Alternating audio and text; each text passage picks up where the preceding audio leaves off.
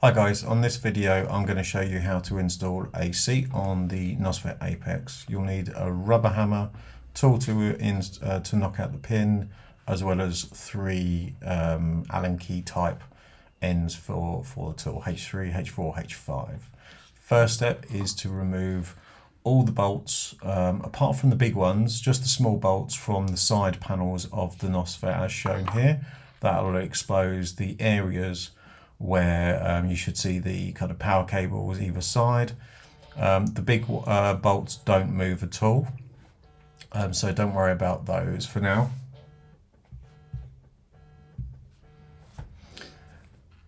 And just remove the panels. They're a little bit fiddly, but just watch the cables as you remove them from the unit. Just ensure you don't snag anything. Those bits will get a little bit tricky when you put the casing back on. So the next bit, obviously, take the hammer and sort of unscrew the sides of the pin that's holding the suspension in, and then knock that through with the tool and the hammer. Once you've done that, replace it with the pin and the screws. The pin first of all. Put the pin back in, knock that through. Just make sure you include the spacers and your suspension arm, and then ultimately just install the seat and then screw those on the sides. It really is that simple. It takes probably no more than 30 minutes.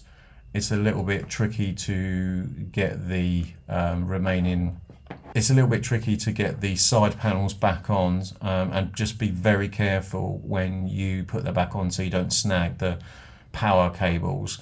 It is a little bit tricky, but you could do that. You'll also find that you won't be able to reinstall one either side of the small screws, but that's absolutely fine. You've got plenty of screws to fix it back in, and you literally just kind of almost go back on the process to put those back on, and that's it. Nice and simple, quite straightforward, a little bit fiddly at times, but other than that, it's pretty easy to do.